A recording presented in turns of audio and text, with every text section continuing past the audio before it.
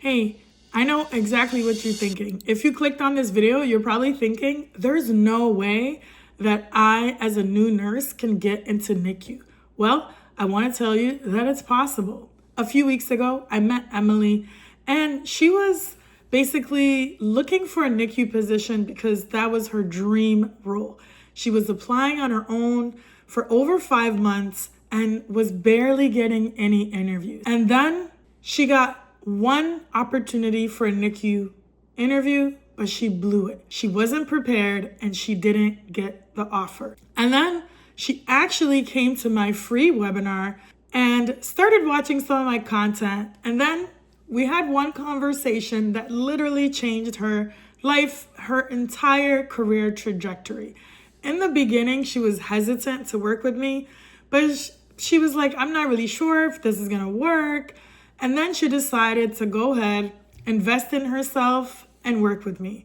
In less than a week of us working together, we had 2 interview prep sessions, and we really worked on her mindset.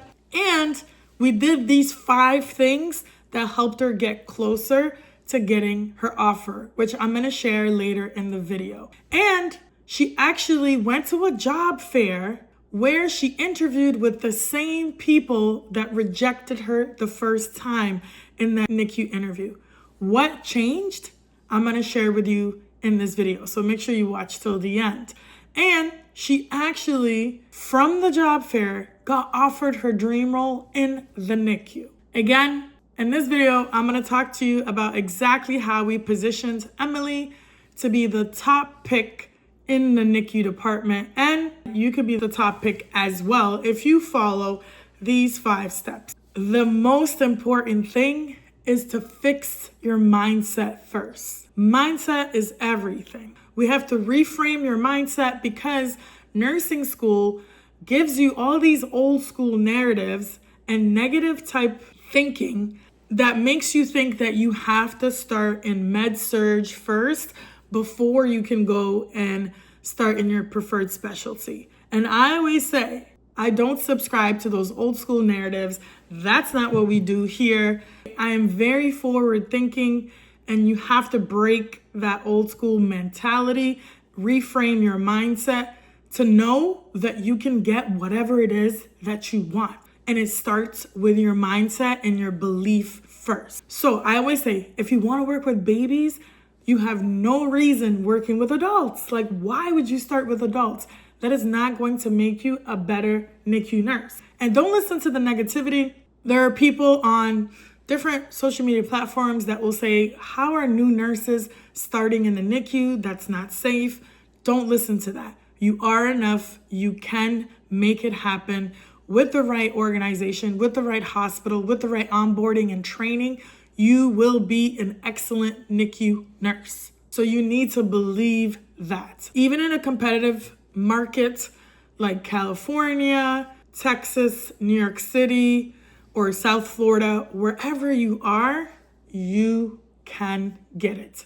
So for Emily, she actually was in South Florida, and like I said, she bombed the first NICU interview. She didn't do well. She felt defeated, and she was just questioning everything. But her mindset shifted from, am I good enough to be a NICU nurse, to I belong here and this is what I'm meant to do.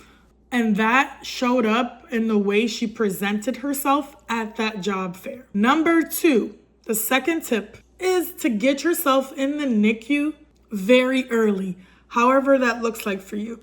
Emily happened to do a NICU preceptorships, so she positioned herself strategically to really be in a good position. However, just having a preceptorship alone in your desired specialty doesn't automatically guarantee you a job offer. We saw this in the first time she interviewed. She was not prepared.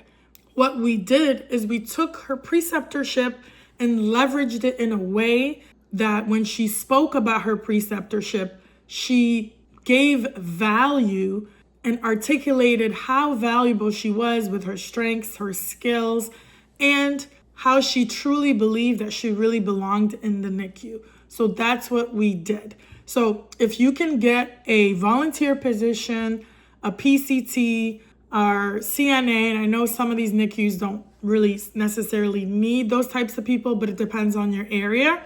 A lot of them do have volunteers. You could do that. Or if you're lucky enough to get a preceptorship in the NICU, I highly suggest that. Or at least get a couple shadow days in the NICU. She really did a really good job of connecting with her preceptor in the NICU. She also even asked for extra days to shadow her preceptor. Request a NICU rotation, volunteer in the NICU if possible, shadow as a NICU nurse, or even if you can get a job, let's say as a registration person or a clerk or something like that, then definitely do that, like something in administration. So that's number 2. Number 3 is build your stories. Build up your storytelling capabilities. Most new nurses don't know how to storytell. They don't know how to demonstrate their abilities, their strengths, their skills through storytelling. And that's what we did with Emily. You have to have a set of behavioral style stories and clinical style stories. And this is how we got Emily hired. We perfected her ability to tell a really good, compelling story that not only tugged at the emotional side of, the human spirit and connection, but she also demonstrated her clinical side of how strong she was clinically due to her preceptorship. She also incorporated how her grandmother actually told her that her mom was a NICU baby, and she named her Miracle because they thought she was a miracle baby, and gave her the name Milagros, which is in Spanish in translation for miracle, right? So how cool is that? She told that story when we did her interview pitch. And then her preceptor also gave her a blood pressure cuff and a little neonatal diaper, when she finished her preceptorship, and told her that she would be an awesome NICU nurse and not to give up on that dream, and that she would one day be a NICU nurse. So she actually told that authentic story in the interview, and it really captured the interviewers and the audience, right? And it showed really why she understood the difficulties and the complexities of dealing with families that are dealing with babies who are ill, because how, it's so tough to have a baby in the NICU. I myself actually experienced my son being in the NICU for a few days, and it was one of the hardest things that I ever had to deal with. So if you can relate to that empathy and connect with the parents, then that's what you really need to do. So we built her why story, and we really connected it with personal experience, and she showed her commitment to the NICU. You're probably watching and thinking, I don't have a story like this, like Emily's story, but you probably do deep down, right? So I want you to join my next free webinar. The description is in the bottom. Don't just rely on ChatGPT or Google to get you hired. You want to attend this webinar because I share so much more strategies and frameworks on how you can get hired in less than 90 days and how I've helped Emily and over 200 nurses land their dream specialty. So if you want to land your specialty, definitely sign up for this webinar. The link is in the bio below. Hurry up, because once it gets filled up, that's it. You'll have to wait for the next one. Number 4, treat the job fair, if you are going to a job fair, like your final interview. You have to come correct. You have to come prepared. She attended about an hour and a half early. She dressed to impress. She wore her cobalt blue suit. She stood out in front of everybody. In fact, she texted me. She's like, Farah, thank you so much. Everybody's wearing black and I'm the only one wearing cobalt blue. And she right away went straight to the NICU table and was ready to go.